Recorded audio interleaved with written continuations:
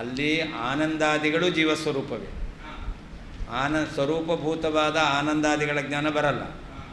ಅಹಂ ಎಂಬುದಾಗಿ ಜೀವಸ್ವರೂಪ ಜ್ಞಾನ ಬರುತ್ತೆ. ಸ್ವರೂಪವಾದದ್ದೇ ಒಂದು ಬರುತ್ತೆ, ಒಂದು ಬರಲ್ಲ. ಅದು ಹೇಗೆ ಅಂತ ಪ್ರಶ್ನೆ. ಅದಕ್ಕೆ ಈ ಮಾಯಾ ಎಂಬತಕ್ಕಂಥದ್ದು ಪ್ರತಿಬಂಧಕ. ಅದು ಸ್ವರೂಪ ಆನಂದಾದಿಗಳಿಗೆ ಪ್ರತಿಬಂಧಕ, ಸ್ವಸ್ವರೂಪಕ್ಕೆ ಪ್ರತಿಬಂಧಕ ಅಲ್ಲ. ಆತ್ಮಸ್ವರೂಪ ಏನು ಜೀವ ಸ್ವರೂಪ ಅಹಂ ಎಂಬತಕ್ಕಂಥ ಅದಕ್ಕೆ ಪ್ರತಿಬಂಧಕ ಅಲ್ಲ. ಮತ್ತು ಆ ಸ್ವರೂಪಭೂತವಾದ ಆನಂದಾದಿಗಳಿಗೆ ಪ್ರತಿಬಂಧಕ. ಅದರಿಂದ ಮಾಯಾ ಇದ್ದಾಗ ಈ ಆನಂದಾದಿಗಳ ಜ್ಞಾನ ಬರಲ್ಲ, ಅಹಂ ಅಂತ ಜ್ಞಾನ ಬರುತ್ತೆ. ಸುಖ ದುಃಖ ಅಲ್ಲ, ಅಹಂ ಅಂತ ನಾನು ಅಂತ. ನಾನು ಅನ್ನೋದೇನಿದೆ ಜೀವಸ್ವರೂಪ ಜ್ಞಾನ. ಜೀವಸ್ವರೂಪ ಜ್ಞಾನ ಬಂತು ಅಂದರೆ ಜೀವಸ್ವರೂಪ ಜೀವನ ಸ್ವರೂಪಭೂತವಾದ ಆನಂದಾದಿಗಳು, ಅವುಗಳಿಗೆ ಅಭೇದನ ಭೇದನ. ಜೀವಸ್ವರೂಪವಾದ ಆನಂದಾದಿಗಳಿಗೆ ಜೀವನಿಂದ ಅಭೇದವೋ ಭೇದವೋ ಅಭೇದ. ಹಾಗಾದರೆ ಜೀವನ ಸ್ವರೂಪ ಜ್ಞಾನ ಬಂತು ಅಂತಾದರೆ ಜೀವನ ಸ್ವರೂಪವಾದ ಆನಂದಾದಿಗಳ ಜ್ಞಾನವೂ ಬರಬೇಕಲ್ಲ ಅಂತ ಪ್ರಶ್ನೆ. ನಾವು ಸವಿಶೇಷಾಭೇದ ಒಪ್ಪಿರೋದು, ವಿಶೇಷ ಒಪ್ಪಿದ್ದೇವೆ. ಆದ್ದರಿಂದ ಜೀವನ ಸ್ವರೂಪ ಜ್ಞಾನ ಮಾತ್ರ ಬರುತ್ತೆ. ಜೀವನ ಸ್ವರೂಪವಾದ ಆನಂದಾದಿಗಳಿಗೆ ಅನುಭವ ಬರಲಿಕ್ಕೆ ಈ ಮಾಯಾ ಪ್ರತಿಬಂಧಕ. ಆದ್ದರಿಂದ ಸ್ವರೂಪಭೂತವೇ ಆಗಿದ್ದರೂ ಪ್ರತಿಬಂಧಕವಾದ ಮಾಯೆ ಇರೋದರಿಂದ ಆನಂದಾದಿಗಳ ಜ್ಞಾನ ಬರಲ್ಲ. ಭಕ್ತ್ಯಾ ಸ್ತುತ್ಯಾ ವಿರಕ್ತ್ಯಾ ಭಜದಮಲಜನೋನ್ನತ್ಯ ಭೂತ್ಯರ್ಪಕಾಯ ಕ್ಷಿತ್ಯಾಂ ಅತ್ಯಲ್ಪಭೃತ್ಯೇಷ್ವಪಿ ಕುಜನಕೃತೋದ್ಧತ್ಯ ಭೂತ್ಯಾಜಕಾಯ ಕರ್ತ್ರೇ ಧರ್ತ್ರೇ ಚ ಹರ್ತ್ರೇ ಹಯಮುಖಹರಯೇ ಮುತ್ರಪಾತ್ರೇ ನಮಸ್ತೆ ತಸ್ಮೈ ಕಸ್ಮೈಚಿದಸ್ಮನ್ಮನಸಿ ಧೃತಕಥಾ ವಿಸ್ಮೃತೌ ಸ್ಮಾರಕಾಯ ತಪೋ ವಿದ್ಯಾ ವಿರಕ್ತ್ಯಾದಿ ಸದ್ಗುಣೌಘಾಕರಾನಹಂ ವಾದಿರಾಜಗುರೂನ್ ವಂದೇ ಹಯಗ್ರೀವಪದಾಶ್ರಯಾನ್ ತಪಸ್ವಾಧ್ಯಾಯ ಶುಶ್ರೂಷಾ ಕೃಷ್ಣಪೂಜಾರತಂ ಮುನಿಂ ವಿಶ್ವೇಶಮಿಷ್ಟದಂ ವಂದೇ ಪರಿವ್ರಾಟ್ಚಕ್ರವರ್ತಿನಂ. ಶ್ರೀಗುರುಭ್ಯೋ ನಮಃ. ನಾರಾಯಣಪ್ರಸಾದೇನ ಕಾಚಿದಕ್ಷಿಮಲೋಪಮಾ ನಶ್ಯೇದ್ವಸ್ತ್ರಾವೃತಿಪ್ರಾಯಾ ಕಾಚಿಚ್ಚಾಪಸರೇತ್ತತಃ. ಈ ಮಾಯಾ ಇದೆಯಲ್ಲ, ಇದು ಎರಡು ವಿಧ. ಒಂದು ಸ್ವರೂಪಾಚ್ಛಾದಿಕ, ಇನ್ನೊಂದು ಪರಮಾಚ್ಛಾದಿಕ. ಜೀವಾಚ್ಛಾದಿಕ ಮತ್ತು ಪರಮಾಚ್ಛಾದಿಕ ಎಂಬುದಾಗಿ ಎರಡು ವಿಧ ಮಾಯಾ. ಆ ಎರಡೂ ವಿಧವಾಗಿರ್ತಕ್ಕಂಥ ಮಾಯೆಯೂ ಕೂಡ ಜೀವನಿಗೆ ಸ್ವರೂಪ ಜ್ಞಾನ ಬರಲಿಕ್ಕೆ ಪ್ರತಿಬಂಧಕ. ಒಂದು ವಸ್ತುವಿನ ಜ್ಞಾನ ಬರಲಿಕ್ಕೆ ಎರಡು ಪ್ರತಿಬಂಧಕ ಇದೆ. ಯಾವುದು ಲೋಕದಲ್ಲಿ ನಾವು ಕಾಣ್ತೇವೆ. ಘಟದ ಜ್ಞಾನ ಬರಲಿಕ್ಕೆ ಯಾವುದು ಪ್ರತಿಬಂಧಕ? ಕಣ್ಣಿನಲ್ಲಿ ಕ್ಯಾಟ್ರಾಕ್ಟ್ ಪೊರೆ ದೋಷ ಇದೆ ಅಂತಂದರೆ ಆವಾಗ ಆ ವಸ್ತುವಿನ ಜ್ಞಾನ ಬರಲ್ಲ. ಅವಾಗೇನು ಮಾಡಬೇಕು? ಆಪ್ರೇಷನ್ ಮಾಡಿ ಕ್ಯಾಟ್ರಾಕ್ಟನ್ನು ತೆಗೆದೇ ಬಿಡಬೇಕು, ಅದನ್ನು ನಾಶ ಮಾಡೇ ಬಿಡಬೇಕು. ಹಾಗೆಯೇ ಜೀವಾಚ್ಛಾದಿಕ ಅಂತ ಒಂದು ಮಾಯಾ ಇದೆ. ಆ ಜೀವಾಚ್ಛಾದಿಕವಾದ ಮಾಯೆ ಇದೆಯಲ್ಲ, ಅದನ್ನು ನಾಶ ಮಾಡಬೇಕು. ಅದಕ್ಕೆ ಹೇಳ್ತಾರೆ ಕಾಚಿತ್ ಅಕ್ಷಿಮಲೋಪಮ ನಾರಾಯಣ ಪ್ರಸಾದೇನ ನಶ್ಯೇತ್. ಕಣ್ಣಿನಲ್ಲಿರತಕ್ಕಂಥ ಪೊರೆಯಂತೆ ದೋಷದಂತೆ ಇರತಕ್ಕಂತಹ ಜೀವಾಚ್ಛಾದಿಕವಾದ ಮಾಯೆ ಇದೆಯಲ್ಲ, ಅದು ನಾಶವಾಗಿ ಹೋಗುತ್ತೆ. ಹಾಗಾದರೆ ವಸ್ತು ತೋರದೇ ಇರಲಿಕ್ಕೆ ಕಣ್ಣಿನ ದೋಷ ಎಂತಕ್ಕಂಥದ್ದು ನಮಗೆ ಆವರಣವಾಗಿ ಕಂಡಿದೆ. ಹಾಗೆಯೇ ವಸ್ತುವಿನ ಮೇಲೆ ಬಟ್ಟೆಯನ್ನು ಮುಚ್ಚಿದ್ದೇವೆ. ವಸ್ತುವಿನ ಮೇಲೆ ಬಟ್ಟೆಯನ್ನು ಮುಚ್ಚಿದಾಗ ವಸ್ತುವಿನ ಜ್ಞಾನ ಬರಲ್ಲ. ಕಣ್ಣಿನಲ್ಲಿ ದೋಷ ಇದ್ದರೂ ವಸ್ತುವಿನ ಜ್ಞಾನ ಬರಲ್ಲ. ವಸ್ತು ಇನ್ನೊಂದರಿಂದ ಆಚ್ಛಾದಿತವಾಗಿದೆ ಅಂತಾದರೂ ಕೂಡ ವಸ್ತುವಿನ ಜ್ಞಾನ ಬರಲ್ಲ. ಆ ಆಚ್ಛಾದಿತವಾದದ್ದು ಆಚ್ಛಾದಕ ಇದೆಯಲ್ಲ, ಅದನ್ನೇನು ಮಾಡಬೇಕು? ಸುಡಬೇಕು, ನಾಶ ಮಾಡಬೇಕು ಅಂತಿಲ್ಲ, ಪಕ್ಕಕ್ಕೆ ಸರಿಸಿದ್ರೆ ಸಾಕು. ವಸ್ತುವಿನ ಮೇಲೆ ಬಟ್ಟೆಯನ್ನು ಮುಚ್ಚಿದ್ದೇವೆ ಅಂತಾದರೆ ಬಟ್ಟೆಯನ್ನು ತೆಗೆದರೆ ಆವಾಗ ಒಳಗಡೆ ಇರತಕ್ಕಂಥದ್ದರ ಜ್ಞಾನ ಬರುತ್ತೆ. ಹಾಗೆಯೇ ಪರಮಾಚ್ಛಾದಿಕ ಅಂತ ಇದೆಯಲ್ಲ, ಅದನ್ನು ನಾಶ ಮಾಡಬೇಕಾಗಿಲ್ಲ, ನಾಶ ಆಗಲ್ಲ. ಅದೇನಾಗುತ್ತೆ, ಅಪಸರಿಯುತ್ತೆ. ಅದನ್ನು ಸರಿಸಬೇಕು. ಹಾಗಾದರೆ ಮಾಯಾ ಎಂತಕ್ಕಂಥ ಜೀವಾಚ್ಛಾದಿಕ ಅಥವಾ ಸ್ವರೂಪಾಚ್ಛಾದಿಕ ಮತ್ತು ಪರಮಾಚ್ಛಾದಿಕ ಅಂತ ಎರಡು ರೀತಿಯಲ್ಲಿದೆ. ಅದರಲ್ಲಿ ಜೀವಸ್ವರೂಪಾಚ್ಛಾದಿಕವಾಗಿರ್ತಕ್ಕಂತಹ ಮಾಯಾ ಅದು ನಾಶ ಆಗಬೇಕು. ಪರಮಾಚ್ಛಾದಿಕ ಎಂಬತಕ್ಕಂಥದ್ದು ಇದೆಯಲ್ಲ ಅದನ್ನು ಸಲ್ಲಿಸಬೇಕು. ಅದು ಹೇಗಾಗತ್ತೆ? ಎರಡೂ ಕೂಡ ನಾರಾಯಣ ಪ್ರಸಾದೇನ. ಭಗವಂತನ ಅನುಗ್ರಹ ಆಯಿತು, ಭಗವಂತ ಪ್ರಸನ್ನನಾಗಿದ್ದಾನೆ ಅಂತಾದರೆ ಆವಾಗ ಜೀವಾಚ್ಛಾದಿಕ ನಾಶ ಆಗುತ್ತೆ, ಪರಮಾಚ್ಛಾದಿಕ ಅದು ಸರಿಯುತ್ತೆ. ಜೀವಾಚ್ಛಾದಿಕ ನಾಶ ಆದ್ರದಿಂದ ಜೀವನ ಸ್ವರೂಪ ಜ್ಞಾನ ಬರುತ್ತೆ. ಪರಮಾಚ್ಛಾದಿಕ ಅಪಸರಣ ಮಾಡಿದ್ದರಿಂದಾಗಿ ಅವನ ಸ್ವರೂಪಾನಂದಾದಿಗಳ ಜ್ಞಾನ ಎಂತಕ್ಕಂಥದ್ದು ಪರಮಾತ್ಮನ ಜ್ಞಾನದ ಜೊತೆಯಲ್ಲಿ ಬರುತ್ತೆ. ಎರಡೂ ಬೇಕು. ಅದಕ್ಕೆ ಎರಡೂ ಬೇಕು ಅಂದರೆ ಒಂದು ಸಾಕು. ನಾರಾಯಣ ಪ್ರಸಾದ ಆದರೆ ಆಗುತ್ತೆ.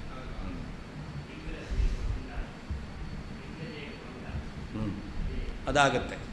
ಭಗವಂತನ ಪ್ರಸಾದ ಆಯಿತು ಅಂತಂದರೆ ಜೀವಾಚ್ಛಾದಿಕವಾದಂತಹ ಆ ಮಾಯಾ ಪ್ರಕೃತಿಯ ಅಂಶ ಅದೇ ಲಿಂಗದೇಹ ಅದು ನಾಶ.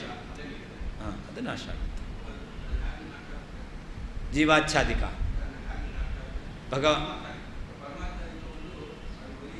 ಭಗವಂತನ ಪ್ರಸಾದ ಆಯಿತು. ಆಮೇಲೆ ವಿರಜಾ ನದಿಯಲ್ಲಿ ಸ್ನಾನ ಮಾಡಿದಾಗ ಅದು ಕಳಚಿ ಹೋಗುತ್ತೆ.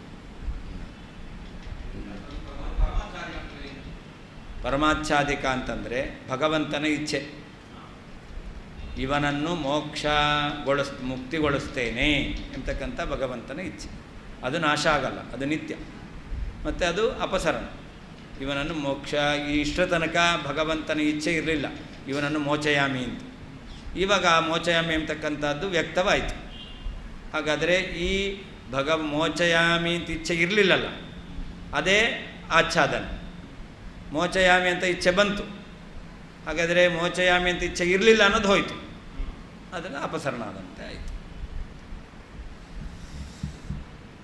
ಅಕ್ಷಿಮಲೋಪಮ, ಕಣ್ಣಿನ ಪೊರೆಯಂತೆ ಇರುವಂತಹ ಕಾಚಿತ್ ಒಂದು ಆವರಣವು ನಾರಾಯಣ ಪ್ರಸಾದೇನ ಭಗವಂತನ ಅನುಗ್ರಹದಿಂದ ನಶ್ಯೇತ್ ನಾಶ ಹೊಂದುತ್ತದೆ.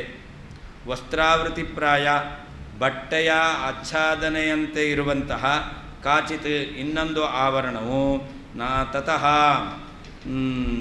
ನಾರಾಯಣ ಪ್ರಸಾದೇನ ಭಗವಂತನ ಅನುಗ್ರಹದಿಂದ ತತಃ ಆ ಜೀವನ ಕಣ್ಣಿನಿಂದ ಅಪಸರೇತ್ ದೂರ ಸರಿಯುತ್ತದೆ. ಅಕ್ಷಿಮಲೋಪಮ, ಕಣ್ಣಿನ ಹೊರೆಯಂತೆ ಇರತಕ್ಕಂತಹ ಕಾಚಿತ್ ಒಂದು ಆವರಣವು ನಾರಾಯಣ ಪ್ರಸಾದೇನ ಭಗವಂತನ ಅನುಗ್ರಹದಿಂದ ನಶ್ಯೇತ್ ನಾಶವನ್ನು ಹೊಂದುತ್ತದೆ. ವಸ್ತ್ರಾವೃತಿಪ್ರಾಯ ವಸ್ತ್ರದ ಆಚ್ಛಾದಕದಂತೆ ಇರುವಂತಹ ಕಾಚಿತು ಇನ್ನೊಂದು ಆವರಣವು ನಾರಾಯಣ ಪ್ರಸಾದೇನ ಭಗವಂತನ ಅನುಗ್ರಹದಿಂದ ತತಃ ಆ ಕಣ್ಣಿನಿಂದ ಅಪಸರೇತ್ ದೂರ ಸರಿಯುತ್ತದೆ. ಜೀವಾಚ್ಛಾದಿಕ ಪರಮಾಚ್ಛಾದಿಕ ಇತಿ ದ್ವಿಧಾ ಮಾಯಾ. ಮಾಯಾ ಇದೆಯಲ್ಲ ಇದು ಎರಡು ವಿಧವಾಗಿದೆ.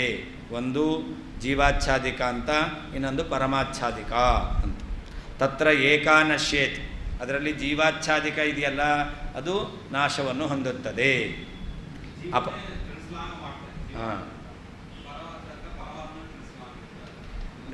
ಪರಮಾತ್ಮನನ್ನು ಅಲ್ಲಿ ಜೀವನ ಸ್ವರೂಪಭೂತವಾದಂಥ ಆನಂದಾದಿಗಳ ಅನುಭವ ಬಾರದಂತೆ ಭಗವಂತನ ಇಚ್ಛೆ, ಅದು ಅಪಸರಣ. ಅಪಸರೇತ್ ಇತ್ಯೇತತ್ ದೃಷ್ಟಾಂತ ಮುಖೇನ ಘಟಯತಿ. ಅದನ್ನು ಉದಾಹರಣೆಯನ್ನು ಕೊಟ್ಟು ಸ್ಪಷ್ಟಪಡಿಸ್ತಾ ಇದ್ದಾರೆ. ನಾರಾಯಣ ಇತಿ ಕಾಚಿತ್ ಜೀವಾಚ್ಛಾದಿಕ, ಅದು ಹೇಗೆ? ಅಕ್ಷಿಮಲೋಪಮ, ಕಣ್ಣಿಗೆ ಪೊರೆಯಂತೆ, ಕಣ್ಣಿಗೆ ಅಂಟ್ಕೊಂಡಿರುತ್ತೆ, ಕಣ್ಣಿನಲ್ಲೇ ಇರುತ್ತೆ. ಹಾಗಾದರೆ ಕಣ್ಣು ಅಂದರೆ ಜೀವನಿಗೆ ಅಂಟ್ಕೊಂಡಿರ್ತಕ್ಕಂಥದ್ದು ಯಾವುದದು? ಜೀವಾಚ್ಛಾದಿಕ ಅಂತ ಕರೀತಾರೆ. ಯಥಾ ಹಿ ಮಲಂ ಕಾಚಾದಿಕಂ ನಶ್ಯತ್ಯೇವ, ಅಷ್ಟೇ ಅಲ್ಲ, ಆ ಪೊರೆ ಅದನ್ನು ತೆಗೆದೇವೆ ನಾಶವಾಗಿ ಹೋಗುತ್ತೆ. ಹಾಗೆ ಈ ಜೀವಾಚ್ಛಾದಿಕ ಅದು ತಥಾ ಇಯಮಪಿ ನಶ್ಯೇದಿತಿ ಯೋಜನೆ. ಹಾಗೆ ಜೀವಾಚ್ಛಾದಿಕವಾಗಿರ್ತಕ್ಕಂತಹ ಮಾಯಾ ಅದು ನಾಶವನ್ನು ಹೊಂದುತ್ತೆ. ಕಾಚಿತ್ ಇನ್ನೊಂದಿದೆ ಪರಮಾಚ್ಛಾದಿಕ, ಅದು ವಸ್ತ್ರಾವೃತಿಪ್ರಾಯ, ಮುಖಬದ್ಧ ವಸ್ತ್ರರೂಪ ನಯನಾವೃತಿ ಪ್ರಾಯ. ಮುಖಕ್ಕೆ ಹಾಕಿರ್ತಕ್ಕಂಥ ಬಟ್ಟೆಯಂತೆ. ಮುಖಕ್ಕೆ, ವಸ್ತುವಿಗೆ ಹಾಕಿಲ್ಲ, ಮುಖಕ್ಕೆ ಹಾಕಿರೋದು. ಮುಖಕ್ಕೆ ಬಟ್ಟೆ ಹಾಕಿದ್ರೆ ಬೆಳಕಿದೆ, ವಸ್ತು ಇದೆ, ಕಾಣಿಸುತ್ತಾ? ಇಲ್ಲ. ಅವಾಗ ಏನು ಮಾಡಬೇಕು? ಮುಖಕ್ಕೆ ಅಡ್ಡವಾಗಿ ಹಾಕಿರ್ತಕ್ಕಂಥ ಬಟ್ಟೆಯನ್ನು ನಾವು ನಾಶ ಮಾಡಬೇಕಾಗಿಲ್ಲ, ಪಕ್ಕಕ್ಕೆ ಸರಿಸಿದ್ರೆ ಸಾಕು. ಇಂದ ವಸ್ತ್ರಾವೃತಿ ಪ್ರಾಯ, ಮುಖಬದ್ಧ ವಸ್ತ್ರರೂಪ ನಯನ ಆವೃತಿ ಪ್ರಾಯ. ಮುಖದಲ್ಲಿರ್ತಕ್ಕಂತಹ ವಸ್ತ್ರರೂಪವಾದಂಥ ಕಣ್ಣಿಗೆ ಅಡ್ಡವಾಗಿರ್ತಕ್ಕಂಥದ್ದು. ಅದನ್ನೇನು ಮಾಡಬೇಕು? ತತಃ ಜೀವನಯನಾತ್ ಅಪಸರೇ ದೇವ. ಅದಕ್ಕೆ ಜೀವನ ಕಣ್ಣಿನಿಂದ ಅದನ್ನು ಸರಿಸಿದ್ರೆ ಸಾಕು, ಬಟ್ಟೆ ನಾಶ ಮಾಡಬೇಕಾಗಿಲ್ಲ. ಪೊರೆಯನ್ನು ಮಾತ್ರ ಸರಿಸ್ಲಿಕ್ಕೆ ಬರಲ್ಲ, ಅದನ್ನು ತೆಗೆದು ನಾಶ ಮಾಡಿಬಿಡಬೇಕು. ಈ ಬಟ್ಟೆಯನ್ನು ಮಾತ್ರ ಸರಿಸಿದ್ರೆ ಸಾಕು. ನತು ನಶ್ಯೇತ್, ಅದು ನಾಶ ಆಗೋದಿಲ್ಲ.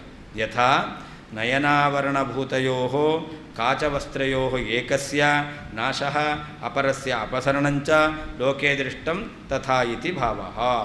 ಕಣ್ಣಿಗೆ ಆವರಣವಾಗಿರ್ತಕ್ಕಂಥದ್ದು ಎರಡು, ಒಂದು ಕಾಚ, ಇನ್ನೊಂದು ವಸ್ತ್ರ.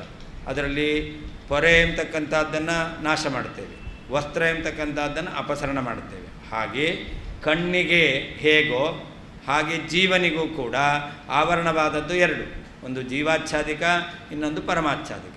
ಜೀವಾಚ್ಛಾದಿಕ ಅನ್ನೋದು ಪೊರೆಯಂತೆ ಇದೆ, ಅದನ್ನು ನಾಶ ಮಾಡಬೇಕು, ಭಗವಂತನ ಪ್ರಸಾದದಿಂದ ನಾಶ ಹೊಂದುತ್ತೆ. ಇನ್ನೊಂದು ವಸ್ತ್ರದಂತೆ ಇದೆ, ಅದು ಪರಮಾಚ್ಛಾದಿಕ. ಆ ಪರಮಾಚ್ಛಾದಿಕ ನಾಶ ಆಗಲ್ಲ, ಅದು ಬಟ್ಟೆಯಂತೆ ಸರಿಯುತ್ತೆ.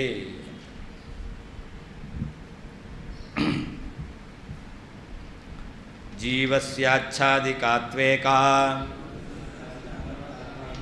ಪರಸ್ಯಾಚ್ಛಾದಿಕಾ ಪರಾ ದ್ವಯಂ ಜೀವಗತಂ ನಿತ್ಯಂ ಹರಿಸ್ತು ಭಯಮೋಚಕಃ. ಎರಡು ಎಲ್ಲಿದೆ ಅದು? ಜೀವಾಚ್ಛಾದಿಕ ಮತ್ತು ಪರಮಾಚ್ಛಾದಿಕ. ದ್ವಯಂ ಜೀವಗತಂ ಸದಾ, ಜೀವನಲ್ಲೇ ಇರತಕ್ಕಂಥದ್ದು. ಎರಡೂ ಮಾಯಾ, ಎರಡು ವಿಧವಾದ ಮಾಯಾ, ಅದು ಜೀವನಲ್ಲೇ ಇರೋದು. ಒಂದೇನು ಮಾಡುತ್ತೆ ಅದನ್ನು ಹೇಳ್ತಾ ಇದ್ದಾರೆ. ಮೊದಲನೇದು ಜೀವಾಚ್ಛಾದಿಕ, ಜೀವನ ಸ್ವರೂಪವನ್ನೇ ತಿಳಿಸ್ಕೊಡೋದಿಲ್ಲ. ಎರಡನೇದು ಪರಮಾಚ್ಛಾದಿಕ, ಪರಮಾತ್ಮನ ಸ್ವರೂಪವನ್ನು ತಿಳಿಸ್ಕೊಡೋದಿಲ್ಲ. ಅಂದ ಒಂದು ಜೀವಾಚ್ಛಾದಿಕವಾಗಿದೆ, ಜೀವನ ಸ್ವರೂಪವನ್ನು ತಿಳಿಸ್ಕೊಡೋದಿಲ್ಲ. ಇನ್ನೊಂದು ಪರಮಾಚ್ಛಾದಿಕ, ಪರಮಾತ್ಮನ ಸ್ವರೂಪಕ್ಕೆ ಆಚ್ಛಾದಿಕವಾಗಿದೆ, ಅದು ಪರಮಾತ್ಮನ ಸ್ವರೂಪವನ್ನು ತಿಳಿಸ್ಕೊಡೋದಿಲ್ಲ ಅಂತ. ಇದು ಯಾವಾಗಲೂ ಕೂಡ ಜೀವನಲ್ಲೇ ಇರತಕ್ಕಂಥದ್ದು. ಆದರೆ ಇದು ಭಗವಂತನಿಗೂ ಇದೆಯಾ? ಭಗವಂತನಿಗಿಲ್ಲ. ಹರಿಸ್ತು ಉಭಯ ಮೋಚಕ. ಜೀವನ ಯಾವ ಸ್ವರೂಪಾಚ್ಛಾದಿಕವಾಗಿರ್ತಕ್ಕಂತಹ ಮಾಯ ಇದೆ, ಅದನ್ನೂ ಭಗವಂತ ನಾಶ ಮಾಡ್ತಾನೆ. ಪರಮಾಚ್ಛಾದಿಕವಾದ ಮಾಯೆ ಇದೆ, ಅದನ್ನು ಕೂಡ ನಾಶ ಮಾಡುತ್ತಾನೆ. ಯಾರು? ಭಗವಂತನೇ ನಾಶ ಮಾಡೋದು. ಜೀವ ಸ್ವಪ್ರಯತ್ನದಿಂದ ನಾಶ ಮಾಡಿಕೊಳ್ಳಿಕ್ಕಾಗೋದಿಲ್ಲ. ಇವನು ಭಗವಂತನ ಅನುಗ್ರಹ ಆಗಲಿ ಅಂತ ಪ್ರಯತ್ನ ಮಾಡಬೇಕು. ಇವನ ಪ್ರಯತ್ನದಿಂದ ಭಗವಂತನ ಅನುಗ್ರಹ ಆದರೆ ಆವಾಗ ಆ ಆಚ್ಛಾದಿಕ ಮಾಯಾ ಎಂಬತಕ್ಕಂಥದ್ದು ದೂರ ಸರಿಯುತ್ತೆ, ನಾಶವೂ ಆಗುತ್ತೆ. ನಾನೇ ಮಾಡ್ಕೋತೇನೆ ಅಂತಂದರೆ ನಾಶ ಮಾಡ್ಕೊಳ್ಳಿಕ್ಕೂ ಆಗಲ್ಲ, ಸರಿಸ್ಲಿಕ್ಕೂ ಆಗೋದಿಲ್ಲ. ಏಕಾತು ಒಂದು ಜೀವಸ್ಯ ಜೀವನಿಗೆ, ಅಂದರೆ ಜೀವನ ಸ್ವರೂಪಭೂತವಾದ ಆನಂದಾದಿ ಗುಣಗಳಿಗೆ ಆಚ್ಛಾದಿಕ ಆವರಣ ರೂಪವಾಗಿದೆ. ಅಪರ ಮತ್ತೊಂದು ಪರಸ್ಯ ಸರ್ವೋತ್ತಮನಾದ ಪರಮಾತ್ಮನ ಸ್ವರೂಪಕ್ಕೆ ಆಚ್ಛಾದಿಕ ಆವರಣವಾಗಿದೆ. ದ್ವಯಂ ಈ ಎರಡು ನಿತ್ಯಂ ಯಾವಾಗಲೂ ಜೀವಗತಂ ಜೀವನಲ್ಲೇ ಇರತಕ್ಕಂಥದ್ದು.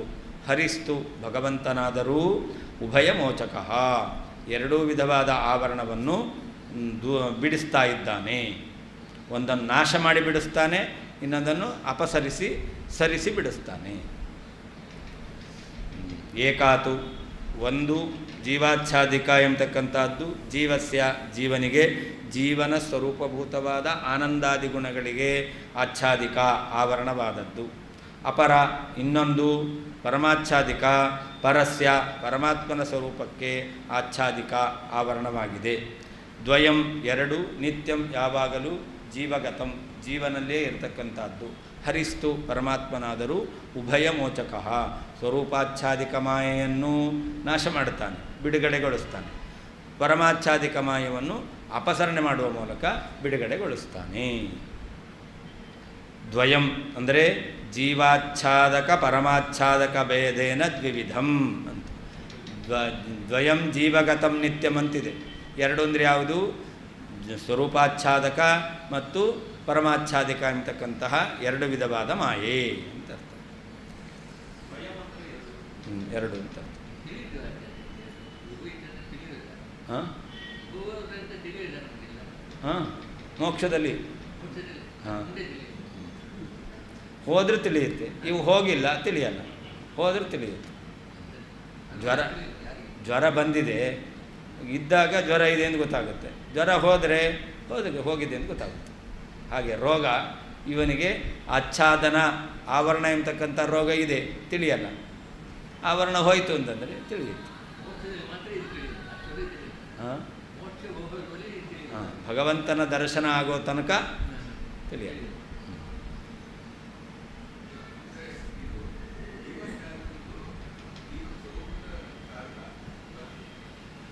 ಜೀವಾಚ್ಛಾದಿಕ ಜೀವಸ್ವರೂಪಭೂತವಾದ ಆನಂದಾದಿಗಳಿಗೆ ಆವರಣ, ಆನಂದಾದಿಗಳ ಜ್ಞಾನ ಬಾರದಂತೆ ಮಾಡುತ್ತೆ. ಜೀವನಿಗೆ ಅಹಮ ಜ್ಞಾನ ಬರುತ್ತಲ್ಲ, ಅದನ್ನೇ ಹೇಳಿದ್ದು ಹಿಂದೆ. ಜೀವನಿಗೆ ಮಾಯಾ ಸ್ವರೂಪಾಚ್ಛಾದಿಕ ಇದ್ದರೂ ಕೂಡ ಅಹಮ ಜ್ಞಾನ ಬರುತ್ತೆ. ಆ ಅಹಂ ಎಂಬತಕ್ಕಂತಹ ಜೀವ ಸ್ವರೂಪ ಜ್ಞಾನ ಬರಲಿಕ್ಕೆ ಈ ಮಾಯಾ ಎಂಬತಕ್ಕಂಥದ್ದು ಆಚ್ಛಾದಕ ಪ್ರತಿಬಂಧಕ ಅಲ್ಲ. ಜೀವನ ಸ್ವರೂಪಭೂತವೇ ಆದ ಆನಂದಾದಿಗಳಿಗೆ ಆವರಣ.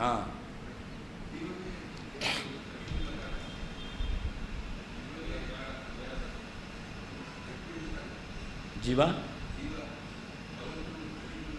ಹೌದು.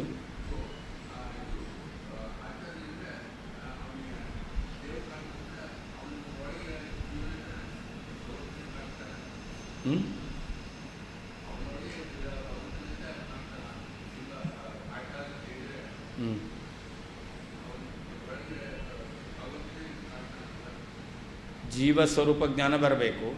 ಅದಕ್ಕೆ ಜೀವನಿಗೆ ಆವರಕವಾದಂತಹ ಜೀವಾಚ್ಛಾದಕವನ್ನು ನಾಶ ಮಾಡ್ತಾನೆ. ಪರಮಾತ್ಮನ ಜ್ಞಾನ ಬರಬೇಕು. ಅದಕ್ಕೆ ಆವರಣದಂತೆ ಇರತಕ್ಕಂಥ ಪರದೆಯನ್ನು ಸರಿಸ್ತಾನೆ. ಪರಮಾತ್ಮನ ಜ್ಞಾನ ಬರುತ್ತೆ. ಪರಮಾತ್ಮನ ಜ್ಞಾನ ಬಿಂಬರೂಪವಾದಂತಹ ಪರಮಾತ್ಮನ ಜ್ಞಾನ, ಅದನ್ನೇ ಪಡಿತಾನೆ.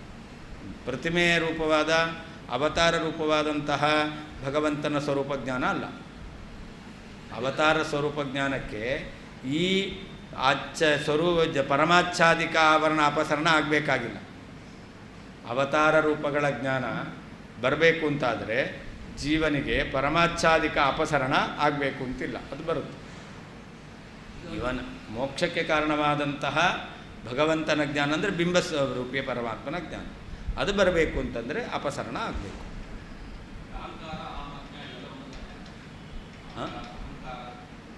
ಅಹಂಕಾರ ಬೇರೆ, ಅಹಮಜ್ಞಾನದು ಬೇರೆ. ಏನು ಅಹಂಕಾರ ಅಂತಂದರೆ ಅದು ಗರ್ವ, ತನ್ನ ಬಗ್ಗೆ ಒಂದು ರೀತಿಯಾದಂತಹ ಉತ್ತಮತ್ವ ಜ್ಞಾನ. ನನ್ನಂತೆ ಯಾರೂ ಇಲ್ಲ, ನನ್ನಷ್ಟು ತಿಳಿದವರು ಯಾರೂ ಇಲ್ಲ, ಪೆರ್ಮೆ, ಅದು ಅದು ಅಹಂಕಾರ ಅಂತಕ್ಕಂಥದ್ದು. ಅದು ಜೀವನಿಗೆ ಯಾವತ್ತೂ ಎಲ್ಲದಕ್ಕೂ ಪ್ರತಿಬಂಧಕ. ಅದು ಇದ್ದಷ್ಟು ಅವನ ಮೇಲೆ ಹೋಗಲ್ಲ, ಅದು ಹೋಗಬೇಕದು.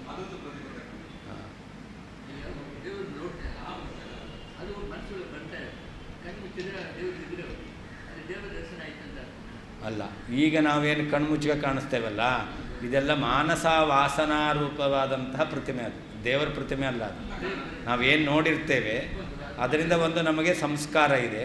ಆ ಸಂಸ್ಕಾರದಿಂದ ನಾವೇನೇ ಕಲ್ಪನೆ ಮಾಡಿಕೊಂಡಿರ್ತಕ್ಕಂಥ ಒಂದು ರೂಪ, ಅದನ್ನು ನಾವು ಕಾಣ್ತೇವೆ ಅಷ್ಟೆ. ಅದು ದೇವರಲ್ಲ, ಅದು ದೇವರು.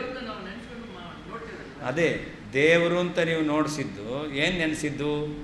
ಒಂದು ಪ್ರತಿಮೆ ನೋಡಿರ್ತೀರ, ಆ ಪ್ರತಿಮೆಯೇ ದೇವರಲ್ಲ. ಯಾವ ಪ್ರತಿಮೆಯನ್ನು ನೋಡಿರ್ತಾರೋ ಆ ಪ್ರತಿಮೆಯೂ ದೇವರಲ್ಲ. ಆ ಪ್ರತಿಮೆಯಂತೆ ನಿಮಗೆ ಈಗ ಇಮ್ಯಾಜ್ ಮಾಡಿಕೊಂಡ್ರಿ, ಅದು ಕೂಡ ದೇವರಲ್ಲ. ಇದು ನಿಮ್ಮದು ಇಮ್ಯಾಜಿನೇಷನ್ ಅಷ್ಟೇ ಹೊರತು ಅದು ದೇವರಲ್ಲ. ಆದರೆ ಆ ಇಮ್ಯಾಜ್ ಇದೆಯಲ್ಲ, ಅದರ ಒಳಗಡೆ ಪರಮಾತ್ಮ ಇದ್ದಾನೆ ಅಂತ ನಾವು ಚಿಂತನೆ ಮಾಡಬೇಕು. ಮನಸ್ಸಿನಲ್ಲಿ ಒಂದು ರೂಪ ಅಂತ ಅಂದ್ಕೊಂಡೇವೆ, ಅದರ ಒಳಗಡೆ ಭಗವಂತ ಇದ್ದಾನೆ ಅಂತಲೂ ಚಿಂತನೆ ಮಾಡಬೇಕು. ಹೊರಗಡೆ ಇರೋದು ಬಾಹ್ಯ ಪ್ರತಿಮೆ, ನಾವು ಕಲ್ಪನೆ ಮಾಡಿಕೊಂಡಿರ್ತಕ್ಕಂಥ ಮಾನಸಿಕ ಪ್ರತಿಮೆ ಅಷ್ಟೇ. ಹೊರಗಡೆ ಇರತಕ್ಕಂಥದ್ದು ಅದು ಪಾಂಚಭೌತಿಕ ಪ್ರತಿಮೆ, ಇದು ಜ್ಞಾನರೂಪವಾದ ಪ್ರತಿಮೆ ಅಷ್ಟೇ. ಎರಡು ಪ್ರತಿಮೆನೇ.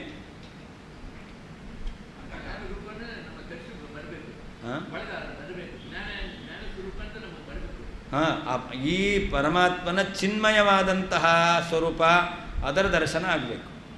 ಇದೀಗ ನಮಗೆ ಬಂದಿರತಕ್ಕಂಥದ್ದು ವಾಸನಾಮಯ ಪ್ರತಿಮೆ. ಇದು ವಾಸನಾಮಯವಾದಂಥದ್ದು ಭಗವಂತನ ಸ್ವರೂಪ ಅಲ್ಲ, ಅವನು ಚಿನ್ಮಯವಾದಂಥ ಸ್ವರೂಪ. ಈ ವಾಸನಾಮಯ ಪ್ರತಿಮೆಯಲ್ಲಿ ಚಿನ್ಮಯನಾದ ಪರಮಾತ್ಮ ಇದ್ದಾನೆ ಅಂತ ಚಿಂತನೆ ಮಾಡಬೇಕು.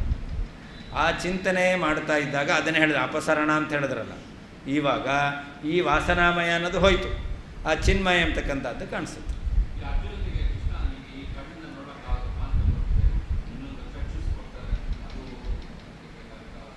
ಈ ಚಕ್ಷುಸ್ಸಿನಿಂದ ನೋಡಲಿಕ್ಕಾಗಲ್ಲ, ದಿವ್ಯವಾದ ಚಕ್ಷುಸ್ಸು. ಆ ದಿವ್ಯವಾದ ಚಕ್ಷುಸ್ಸು ಅಲ್ಲಿರ್ತಕ್ಕಂತಹ ಪರಮಾಚ್ಛಾದಿಕ ಅಪಸರಣ ಮಾಡಿದ. ಆದ್ದರಿಂದಾಗಿ ಅರ್ಜುನನಿಗೆ ಪರಮಾತ್ಮನ ದರ್ಶನ ಆಯಿತು. ಭಗವಂತನ ಅನುಗ್ರಹದಿಂದ ಅರ್ಜುನನಿಗೆ ಪರಮಾಚ್ಛಾದಿಕ ಅಪಸರಣ ಮಾಡಿದ. ಕಣ್ಣಿತ್ತು, ಕಣ್ಣಿನಲ್ಲಿ ಭಗವಂತನನ್ನು ಕಾಣದೇ ಇರಲಿಕ್ಕೆ ಪ್ರತಿಬಂಧಕವಾದ ಪರಮಾಚ್ಛಾದಿಕ ಅಂತಿತ್ತು, ಅದರಿಂದ ಕಾಣ್ತಾ ಇರಲಿಲ್ಲ. ಆ ಪರಮಾಚ್ಛಾದಿಕವನ್ನು ಅಪಸರಣ ಮಾಡಿದ್ದ. ಹೌದು, ಪರದೆ ಹಾಕಿದ್ರೆ ಕಾಣಲ್ಲ. ನಾಟಕ ಎಲ್ಲ ಮುಗೀತು ಅಂತಂದರೆ ಸ್ಕ್ರೀನ್ ಹಾಕ್ತಾರೆ, ಮುಗೀತು ಅಷ್ಟೆ.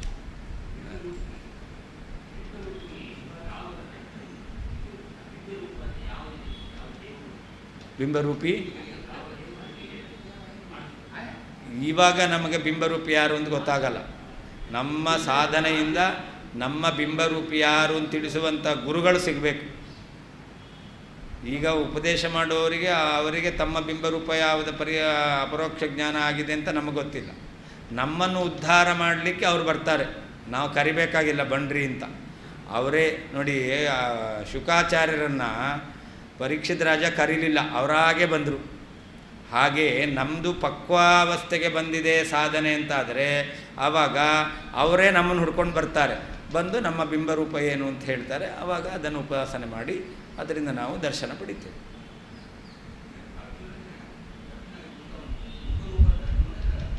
ವಿಶ್ವರೂಪ ದರ್ಶನ, ಅವನಿಗೆ ಬಿಂಬರೂಪ ದರ್ಶನ ಆಗಿದೆ.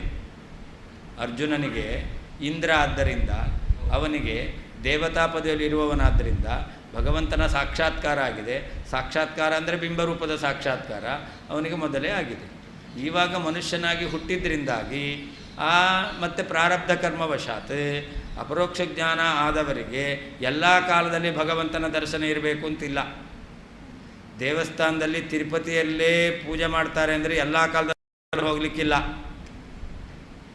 ಅವರಿಗೆ ಯಾವ ಪೂಜೆ ಸಮಯ ಅಂತ ಹೇಳ್ತಾರೋ ಆ ಸಮಯದಲ್ಲಷ್ಟೇ ಹೋಗಬೇಕಷ್ಟೇ ಹೊರತು ಉಳಿದ ಸಮಯದಲ್ಲಿ ಅವ್ರು ಹೋಗ್ಲಿಕ್ಕಾಗಲ್ಲ. ಹಾಗೆ ಅಪರೋಕ್ಷ ಜ್ಞಾನ ಪಡೆದವರಿಗೂ ಕೂಡ ಎಲ್ಲ ಕಾಲದಲ್ಲಿ ಭಗವಂತನ ದರ್ಶನ ಎಂಬತಕ್ಕಂಥದ್ದು ಆಗಲ್ಲ. ಅಂದರೆ ಅರ್ಜುನನಿಗೂ ಕೂಡ ಎಲ್ಲ ಕಾಲದಲ್ಲಿ ಭಗವಂತನ ದರ್ಶನ ಇರಲಿಲ್ಲ. ಭಗವಂತ ತನ್ನ ರೂಪವನ್ನು ದರ್ಶನ ಮಾಡಿಸಿ.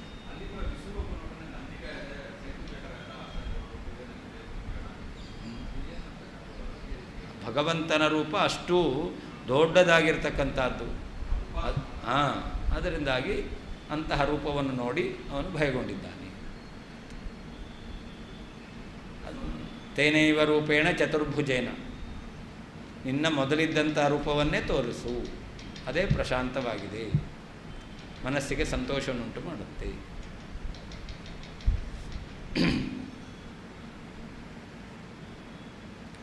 ಜೀವ ಅಪಿಹಿತನಯನ ಸ್ವದೇಹ ಪರದೇಹಾವಿವ ಸ್ವಸ್ವರೂಪಂ ಪರಮಾತ್ಮಾನಂಚ ನ ಜಾನಾತಿ.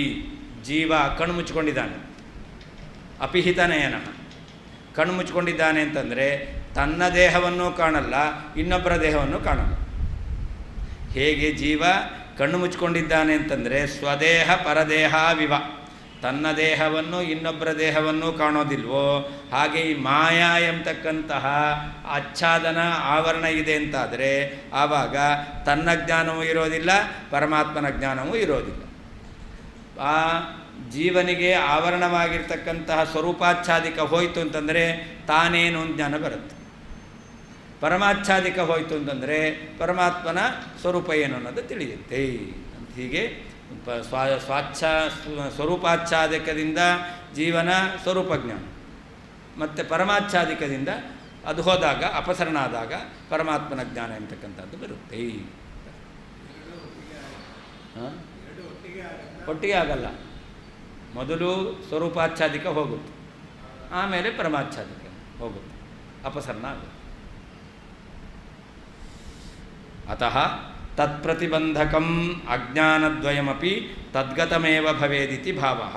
ಆದ್ದರಿಂದ ಕಣ್ಣು ಮುಚ್ಕೊಂಡಿದ್ದಾನೆ, ಜೀವನೇ ಕಣ್ಣು ಮುಚ್ಕೊಂಡಿರೋದು. ಅಂದರೆ ಆ ಕಣ್ಣಿಗೆ ಆ ರೆಪ್ಪೆ ಎಂತಕ್ಕಂಥದ್ದು ಆವರಣ ಎಲ್ಲಿರೋದು? ಕಣ್ಣಿಗೆ ಇರೋದು. ಹಾಗೇ ಜೀವನಿಗೆ ಈ ಮಾಯಾ ಎಂತಕ್ಕಂಥದ್ದು ಸ್ವರೂಪ ಜ್ಞಾನಕ್ಕೂ ಪರಮಾತ್ಮ ಜ್ಞಾನಕ್ಕೂ ಆವರಣವಾಗಿದೆ. ಅದೆಲ್ಲಿರಬೇಕು? ಜೀವನಲ್ಲೇ ಇರಬೇಕು. ಅತಃ ತತ್ಪ್ರತಿಬಂಧಕಂ, ಜೀವ ಸ್ವರೂಪಕ್ಕೆ ಜ್ಞಾನ ಬರದೇ ಇರಲಿಕ್ಕೆ ಪ್ರತಿಬಂಧಕವಾದ, ಪರಮಾತ್ಮನ ಸ್ವರೂಪದ ಜ್ಞಾನ ಬರದೇ ಇರಲಿಕ್ಕೆ ಪ್ರತಿಬಂಧಕವಾಗಿರ್ತಕ್ಕಂತಹ ಅಜ್ಞಾನದ್ವಯಮಪಿ, ಸ್ವರೂಪಾಚ್ಛಾದಿಕ ಪರಮಾಚ್ಛಾದಿಕ ಎಂಬ ಎರಡೂ ಕೂಡ ತದ್ಗತಮೇವ ಭವೇತ್, ಜೀವನಲ್ಲೇ ಇರಬೇಕು. ಅಂದರೆ ಮಾಯಾ ಜೀವಾಶ್ರಿತ ಅಂತಾಗುತ್ತೆ. ಉಭಯೋಶ್ಚಾತಿ ದೂರಸ್ಥೋ ನ ಚೇತ್ತೇ ಮೋಚಯೇತ್ ಕಥಂ ನಿಗಡೇನ ನಿಬದ್ಧಾಂಗ್ರಿಃ ನಹಿ ರಾಜ ವಿಮೋಚಕಃ. ಭಗವಂತ ಇದ್ದಾನಲ್ಲ, ಅವನು ಉಭಯೋ ಅತಿ ದೂರಸ್ಥಃ. ಈ ಸ್ವರೂಪಾಚ್ಛಾದಿಕ ಪರಮಾಚ್ಛಾದಿಕ ಇದರಿಂದ ತುಂಬ ದೂರ ಇದ್ದಾನೆ. ಅರ್ಥಾತ್ ಸ್ವರೂಪಾಚ್ಛಾದಿಕ ಆವರಣ ಪರಮಾಚ್ಛಾದಿಕ ಆವರಣ ಪರಮಾತ್ಮನಿಗೆ ಇಲ್ಲವೇ ಇಲ್ಲ. ಒಂದು ವೇಳೆ ಪರಮಾತ್ಮನಿಗೂ ಕೂಡ ಸ್ವರೂಪಾಚ್ಛಾದಿಕ ಪರಮಾಚ್ಛಾದಿಕ ಆವರಣ ಇದೆ ಅಂತಾದರೆ ತೇ ಮೋಚಯೇತ್ ಕಥಂ, ನಿನ್ನ ಸ್ವರೂಪಾಚ್ಛಾದಿಕವನ್ನು ಪರಮಾಚ್ಛಾದಿಕವನ್ನು ನಿನ್ನಿಂದ ದೂರ ಮಾಡಲಿಕ್ಕೆ ಹೇಗೆ ಸಾಧ್ಯ? ಅದಕ್ಕೆ ಉದಾಹರಣೆ ಕೊಡ್ತಾರೆ. ರಾಜ ಸ್ವತಃ ತಾನೇ ಕಾಲಿನಲ್ಲಿ ಬಂಧಿತನಾಗಿದ್ದಾನೆ ಅಂತಂದರೆ ಇನ್ನೊಬ್ಬನ ಬಂಧನವನ್ನು ಬಿಡಿಸ್ಲಿಕ್ಕಾಗುತ್ತಾ? ಇಲ್ಲ. ನಿಗಡೇನ ನಿಬದ್ಧಾಂಗ್ರಿಹಿ ರಾಜ ನಹಿ ವಿಮೋಚಕಃ. ಯಾವ ರಾಜ ನಿಗಡ ಸರಪಳಿಯಿಂದ ಬಂಧಿತನಾಗಿದ್ದಾನೋ ಅಂತಹ ಬಂಧಿತನಾಗಿರ್ತಕ್ಕಂಥ ರಾಜ ಇನ್ನೊಬ್ಬನನ್ನು ಬಿಡುಗಡೆಗೊಳಿಸ್ಲಿಕ್ಕೆ ಸಾಧ್ಯ ಇದೆಯಾ? ಇಲ್ಲವೇ ಇಲ್ಲ. ಹಾಗೆ ಪರಮಾತ್ಮನೂ ಕೂಡ ಒಂದು ವೇಳೆ ಸ್ವರೂಪಾಚ್ಛಾದಿಕ ಪರಮಾಚ್ಛಾದಿಕ ಇವುಗಳಿಂದ ಆವೃತನಾಗಿದ್ದಾನೆ, ಈ ಎರಡು ಆವರಣದ ಒಳಗಡೆ ಇದ್ದಾನೆ, ಈ ಎರಡೂ ರೀತಿಯಾದ ಮಾಯೆಯ ಸಂಬಂಧವುಳ್ಳವನಾಗಿದ್ದಾನೆ ಅಂತಾದರೆ ಆ ಪರಮಾತ್ಮ ಜೀವನಿಗೆ ಸ್ವರೂಪಾಚ್ಛಾದಿಕ ಪರಮಾಚ್ಛಾದಿಕಗಳಿಂದ ಬಿಡುಗಡೆಯನ್ನು ಗೊಳಿಸಲಿಕ್ಕೆ ಹೇಗೆ ಸಾಧ್ಯ? ಬಿಡಿಸುವವನು ಬದ್ಧನಾಗಿರಬಾರದು, ಬದ್ಧನಾದವನು ಬಿಡಿಸ್ಲಿಕ್ಕೆ ಆಗೋದಿಲ್ಲ. ನೀರಲ್ಲಿ ಮುಳುಗುತ್ತಾ ಇದ್ದಾನೆ, ಈಜು ಬರಲ್ಲ, ಅವನು ಯಾರಾದರೂ ಅವನೇ ಇನ್ನೊಬ್ಬರನ್ನ ಎತ್ತಲಿಕ್ಕಾಗತ್ತಾ? ಇಲ್ಲ. ಈಜು ಬಾರದ ನೀರಿನಲ್ಲಿ ಮುಳುಗತಕ್ಕಂಥ ವ್ಯಕ್ತಿ ಮುಳುಗುವ ಇನ್ನೊಬ್ಬ ವ್ಯಕ್ತಿಯನ್ನು ಯಾವತ್ತೂ ಎತ್ತಲಿಕ್ಕಾಗಲ್ಲ. ಹಾಗಾದರೆ ಎತ್ತಬೇಕು ಅಂದರೆ ಇವನೇನಾಗಿರಬೇಕು? ಈಜು ಬರುವಂಥ ವ್ಯಕ್ತಿ ಆಗಿರಬೇಕು. ಹಾಗೆ ಪರಮಾತ್ಮ ಅವನಿಗೆ ಸ್ವರೂಪಾಚ್ಛಾದಿಕ ಪರಮಾಚ್ಛಾದಿಕ ಈ ಮಾಯಾ ಸಂಬಂಧ ಎಂಬತಕ್ಕಂಥದ್ದಿಲ್ಲ. ಆದ್ದರಿಂದ ಜೀವನಿಗಿರ್ತಕ್ಕಂತಹ ಸ್ವರೂಪಾಚ್ಛಾದಿಕ ಪರಮಾಚ್ಛಾದಿಕ ಮಾಯಾ ಸಂಬಂಧಗಳನ್ನು ಬಿಡುಗಡೆಗೊಳಿಸ್ತಾನೆ. ಭಗವಂತನಲ್ಲಿ ಈ ಮಾಯಾ ಸಂಬಂಧ ಇಲ್ಲ. ಅವ್ರು ಹೇಳಿದರು ಭಗವಂತನಲ್ಲಿ ಮಾಯಾ ಅಂತ. ಅದಕ್ಕೆ ಹೇಳ್ತಾರೆ ಭಗವಂತನಲ್ಲಿ ಮಾಯಾ ಅಲ್ಲವೇ. ಒಂದು ವೇಳೆ ಮಾಯಾ ಸಂಬಂಧ ಉಳ್ಳವನಾಗಿದ್ದಾನೆ ಅಂತಂದರೆ ಅವನು ಮೋಚಕ ಆಗಲಿಕ್ಕೆ ಸಾಧ್ಯ ಇಲ್ಲ. ಮೋಚಕ ಆಗಿದ್ದಾನೆ ಅಂತಂದರೆ ಮಾಯಾ ಸಂಬಂಧ ಉಳ್ಳವನಾಗಲಿಕ್ಕೆ ಸಾಧ್ಯ ಇಲ್ಲ. ಹರಿಹಿ ಪರಮಾತ್ಮನು ಉಭಯೋ ಹಿಂದೆ ಹೇಳಿದಂತಹ ಸ್ವರೂಪಾಚ್ಛಾದಿಕ ಮತ್ತು ಪರಮಾಚ್ಛಾದಿಕ ಎಂಬ ಎರಡೂ ವಿಧವಾದ ಮಾಯೆಗಳಿಂದ ಅತಿ ದೂರಸ್ಥಃ ನಚೇತ್, ಬಹಳ ದೂರದಲ್ಲಿರ್ತಕ್ಕಂಥವನು ಅಲ್ಲ ಅಂತಾದರೆ ತೇ ನಿನ್ನ ಎರಡೂ ವಿಧವಾದ ಸ್ವರೂಪಾಚ್ಛಾದಿಕ ಮತ್ತು ಪರಮಾಚ್ಛಾದಿಕ ಎಂಬತಕ್ಕಂಥ ಆವರಣಗಳನ್ನು ಕಥಂ ಹೇಗೆ ಮೋಚಯೇತ್ ಬಿಡಿಸಿಯಾನು, ನಿಗಡೇನ ಸರಪಳಿಯಿಂದ ನಿಬದ್ಧಾಂಗ್ರಿಹಿ ಬಂಧಿತವಾದ ಕಾಲುಗಳುಳ್ಳಂತಹ ರಾಜನು, ಮೋಚಕಃ ಇನ್ನೊಬ್ಬರನ್ನು ಬಿಡುಗಡೆಗೊಳಿಸುವವನು, ನಹಿ ಅಲ್ಲವೇ ಅಲ್ಲ. ಪರಮಾತ್ಮನು ಉಭಯೋಹೋ ಹಿಂದೆ ಹೇಳಿದ ಎರಡು ವಿಧವಾದ ಸ್ವರೂಪಾಚ್ಛಾದಿಕ ಮತ್ತು ಪರಮಾಚ್ಛಾದಿಕ ಎಂಬತಕ್ಕಂತಹ ಮಾಯೆಗಳಿಂದ ಅತಿ ದೂರಸ್ಥಃ ಅತ್ಯಂತ ಇರತಕ್ಕಂಥವನು, ಅರ್ಥಾತ್ ಸಂಬಂಧ ಇಲ್ಲದವನು, ನಚೇತ್ ಅಲ್ಲ ಅಂತಾದರೆ, ಮಾಯಾ ಸಂಬಂಧ ಉಳ್ಳವನೇ ಅಂತಾದರೆ, ತೇ ನಿನ್ನ ಸ್ವರೂಪಾಚ್ಛಾದಿಕ ಮತ್ತು ಪರಮಾಚ್ಛಾದಿಕ ಎಂಬತಕ್ಕಂತಹ ಅಜ್ಞಾನವನ್ನು, ಮಾಯೆಯನ್ನು ಕಥಂ ಹೇಗೆ ವಿಮೋಚಯೇತ್ ದೂರ ಮಾಡಿಯಾನು. ನಿಗಡೇನ ಸರಪಳಿಯಿಂದ, ನಿಬದ್ಧಾಂಗ್ರಿಹಿ ಕಟ್ಟಲ್ಪಟ್ಟಂತಹ ಕಾಲುಗಳುಳ್ಳಂತಹ ರಾಜನು, ವಿಮೋಚಕಃ ಇನ್ನೊಬ್ಬನ ಬಂಧನವನ್ನು ಬಿಡುಗಡೆಗೊಳಿಸುವವನು, ನಹಿ ಅಲ್ಲವೇ ಅಲ್ಲ. ಉಭಯೋಹೋ ಅಂದರೆ ಉಕ್ತ ದ್ವಿವಿಧ ಅಜ್ಞಾನಯೋಹೋ ಹಿಂದೆ ಹೇಳಿರ್ತಕ್ಕಂಥ ಸ್ವರೂಪಾಚ್ಛಾದಿಕ ಪರಮಾಚ್ಛಾದಿಕ ಎಂಬತಕ್ಕಂಥ ಎರಡು ವಿಧವಾದ ಮಾಯೆಗಳು ಅಂತರ್ಥ. ಭಗವತಃ ಅಜ್ಞಾನ ಅತಿದೂರತ್ವೇ ಯುಕ್ತಿಮಾಹ ಭಗವಂತನು ಎರಡು ವಿಧವಾದಂತಹ ಸ್ವರೂಪಾಚ್ಛಾದಿಕ ಪರಮಾಚ್ಛಾದಿಕ ಎಂಬ ಎರಡೂ ವಿಧವಾದ ಮಾಯೆಗಳಿಂದ ಅತ್ಯಂತ ದೂರದಲ್ಲಿದ್ದಾರೆ, ಅರ್ಥಾತ್ ಅದರ ಸಂಬಂಧವೇ ಅವನಿಗಿಲ್ಲ ಅನ್ನೋ ವಿಷಯದಲ್ಲಿ ಯುಕ್ತಿಯನ್ನು ಹೇಳ್ತಾ ಇದ್ದಾರೆ. ನಚೇತ್ ಅಂದರೆ ಏನರ್ಥ? ದ್ವಿವಿಧ ಮಾಯಾ ದೂರಸ್ಥಃ ನಚೇತ್, ಎರಡೂ ವಿಧವಾದ ಮಾಯೆಯಿಂದ ಭಗವಂತ ದೂರ ಇಲ್ಲ ಅಂತಾದರೆ ಆಗ ತೇ ದ್ವಿವಿಧ ಮಾಯೆ ನಿನಗಿರ್ತಕ್ಕಂತಹ ಸ್ವರೂಪಾಚ್ಛಾದಿಕ ಪರಮಾಚ್ಛಾದಿಕ ಎಂಬತಕ್ಕಂಥ ಎರಡು ವಿಧವಾದ ಆ ಮಾಯೆಗಳನ್ನು ನಿಗಡಬದ್ಧ ಪುರುಷಮೋಚಕಸ್ಯ ರಾಜಾದೇಹೇ ಕಾರ್ವಾದೇರ್ವ ತದಬದ್ಧತ್ವಸ್ಯ ಅವಶ್ಯಂಭಾವಾದಿತಿ ಭಾವಃ.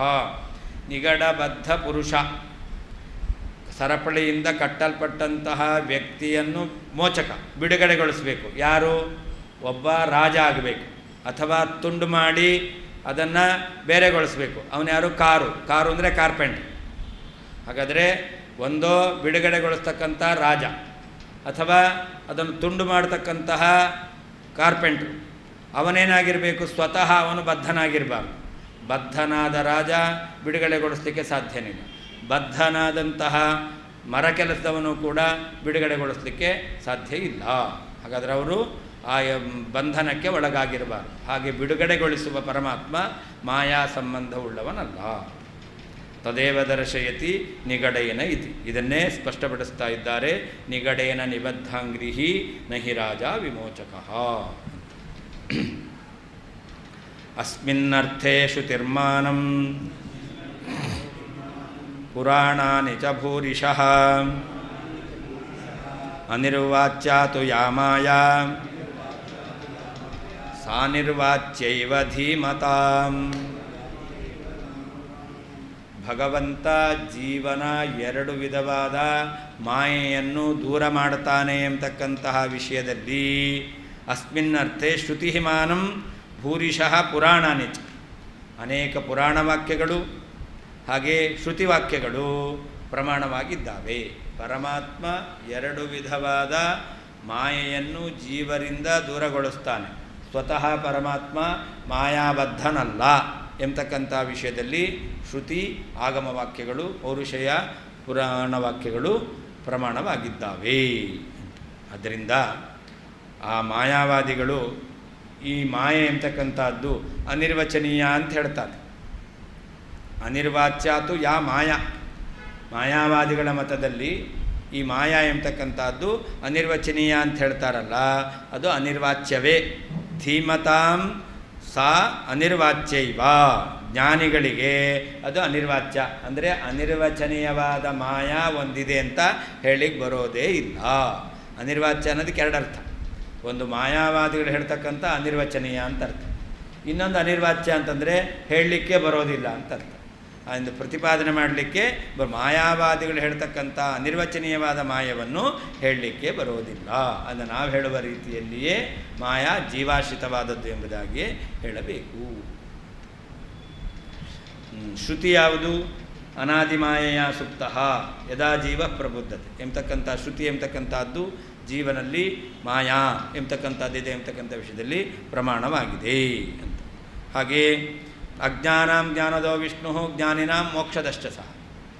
ಅಜ್ಞಾನಿಗಳಿಗೆ ಜ್ಞಾನವನ್ನು ಕೊಡುವವನು ಪರಮಾತ್ಮ, ಅಜ್ಞಾನ ಎಂಬತಕ್ಕಂಥ ಮಾಯೆಯನ್ನು ಬಿಡುಗಡೆಗೊಳಿಸುವವನು ಪರಮಾತ್ಮ ಎಂಬುದಾಗಿ ಪ್ರಮಾಣವಾಕ್ಯ, ಆಗಮವಾಕ್ಯ ಎಂಬತಕ್ಕಂಥದ್ದಿದೆ, ಪೌರುಷೇಯ ವಾಕ್ಯ ಎಂಬತಕ್ಕಂಥದ್ದಿದೆ.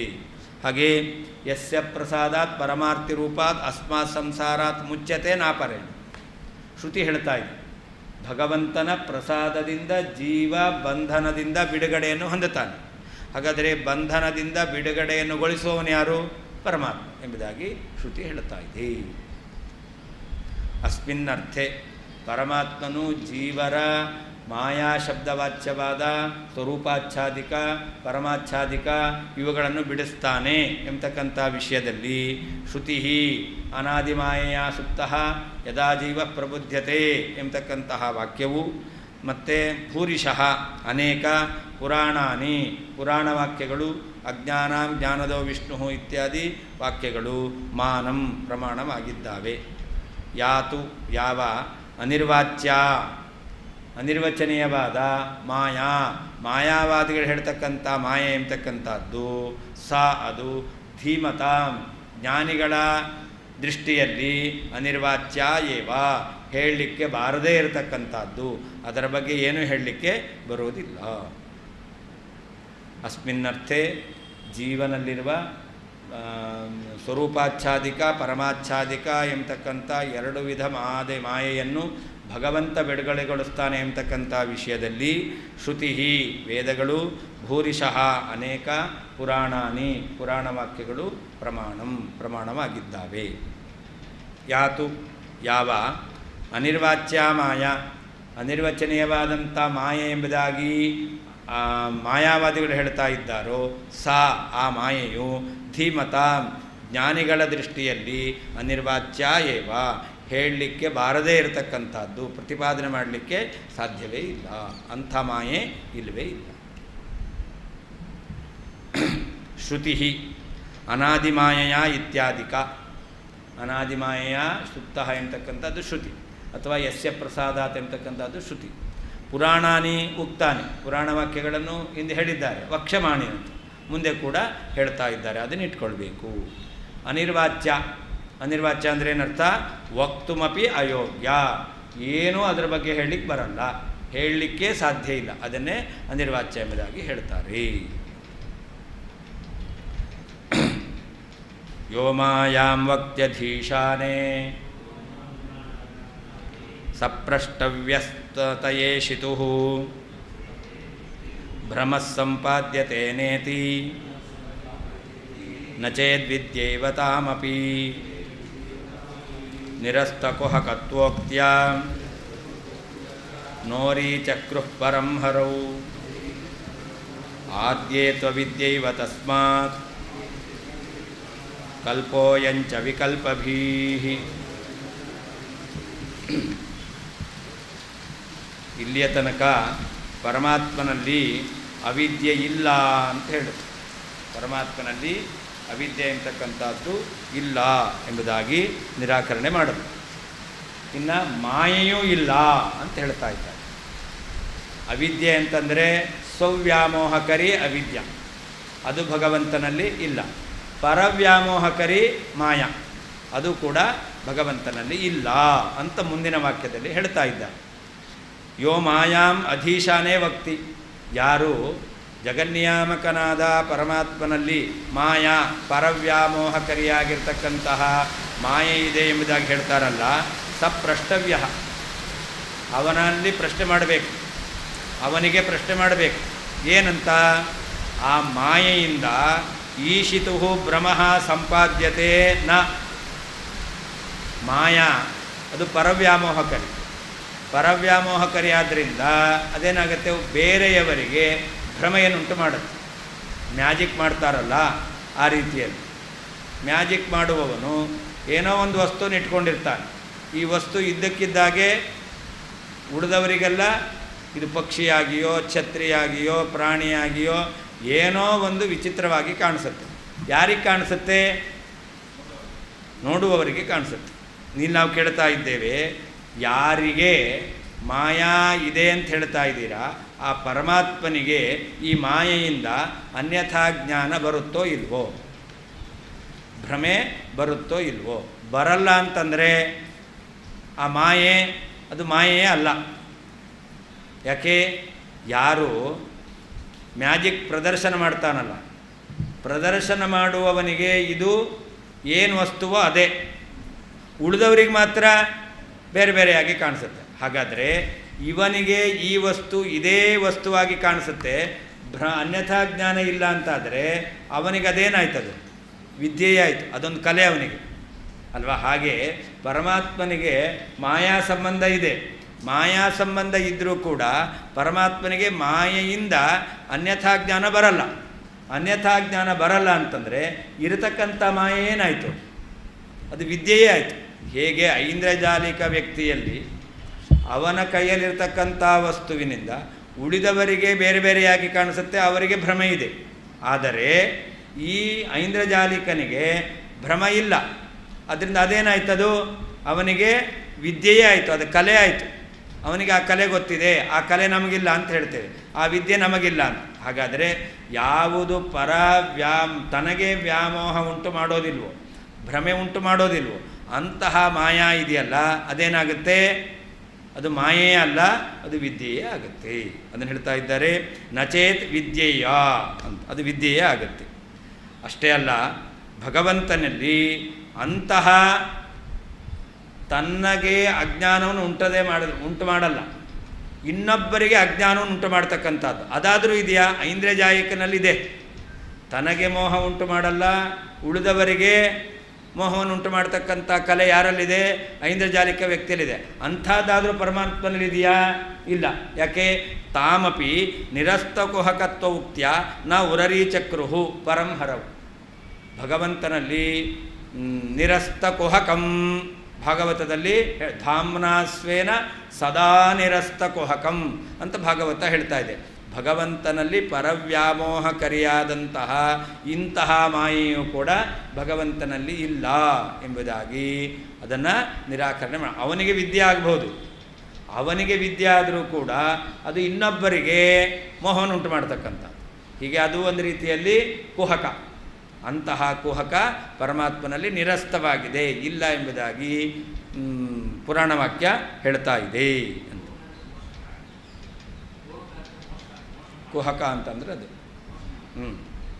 ಈಗ ಮ್ಯಾಜಿಕ್ ಮಾಡೋನು ಮೋಸ ತಾನೇ ಮಾಡೋದು, ಹಾಗೆ ಪರಮಾತ್ಮನಲ್ಲಿ ಇಲ್ಲ. ಹೇಳಿ ಏನರ್ಥ? ಭಗವಂತನನ್ನು ಭಗವಂತ ಅಂತ ನಮಗೆ ತಿಳ್ಕೊಳ್ಳಿಕ್ಕಾಗೋದಿಲ್ಲ, ಅವನು ಮಾಡುವ ವ್ಯಾಪಾರ ಏನು ಅಂತ ತಿಳಿಯೋದಿಲ್ಲ. ಅದರಿಂದಾಗಿ ಅಷ್ಟೇ ಹೊರತು ಅವನು ಮಾಡಿದ್ದೆಲ್ಲ ಸುಳ್ಳು ಅಂತ ಅರ್ಥ ಅಲ್ಲ, ಮೋಸ ಅಂತ ಅರ್ಥ ಅಲ್ಲ, ಅರ್ಥ ಮಾಡ್ಕೊಳ್ಳಿಕ್ಕಾಗಲ್ಲ ಅಷ್ಟೆ. ಆದ್ಯೇತೋ ಅವಿದ್ಯೇವ ತಸ್ಮಾತ್ ಕಲ್ಪೋಯಂಚ ವಿಕಲ್ಪಭೀಹಿ ಅಂತ. ಆದ್ದರಿಂದ ಒಂದು ವೇಳೆ ಮಾಯೆ ಭಗವಂತನಲ್ಲಿ ಭ್ರಮೆಯನ್ನು ಉಂಟು ಮಾಡುತ್ತೆ ಅಂತಾದರೆ ಆವಾಗ ಆ ಮಾಯೆ ಏನಾಯಿತು?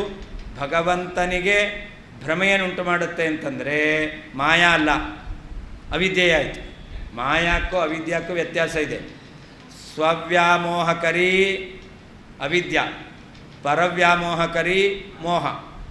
ಹಾಗಾದರೆ ಪರಮಾತ್ಮನಲ್ಲಿ ಸ್ವತಃ ಆ ಮಾಯೆ ಅವನಿಗೇನೆ ಭ್ರಮೆ ಉಂಟು ಮಾಡುತ್ತೆ ಅಂದರೆ ಏನಾಯ್ತದು?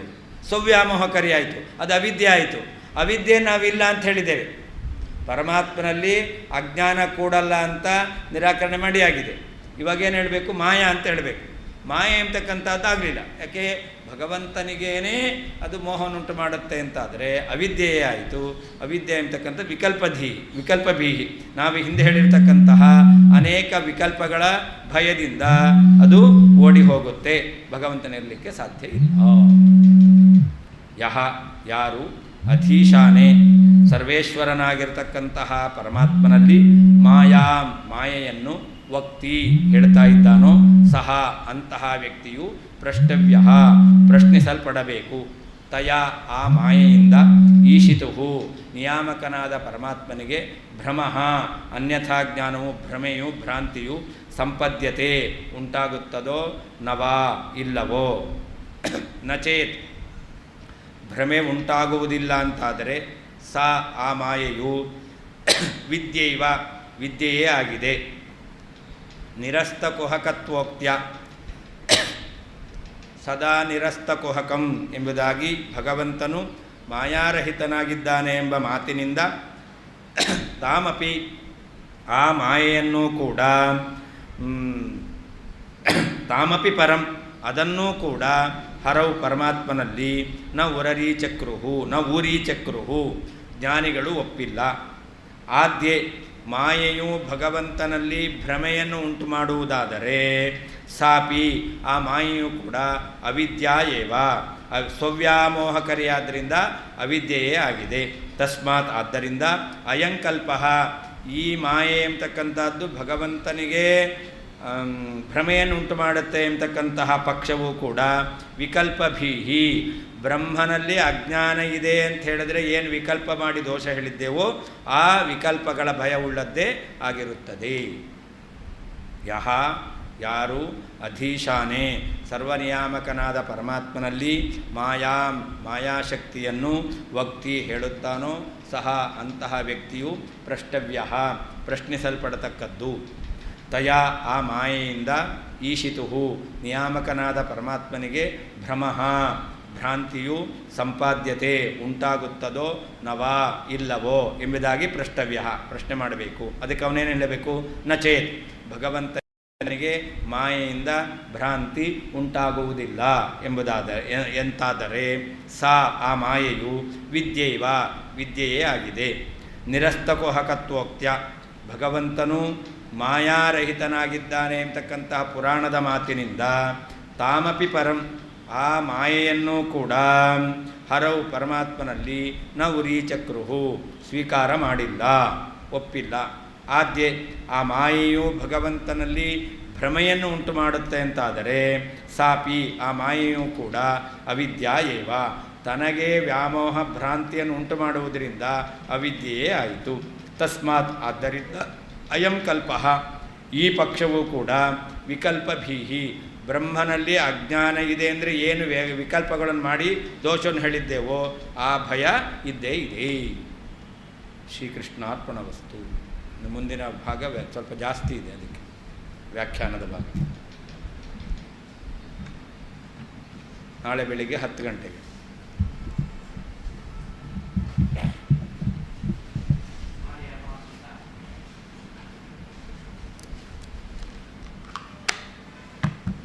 ಮಹಾಲಯ ಆಗಬೇಕು.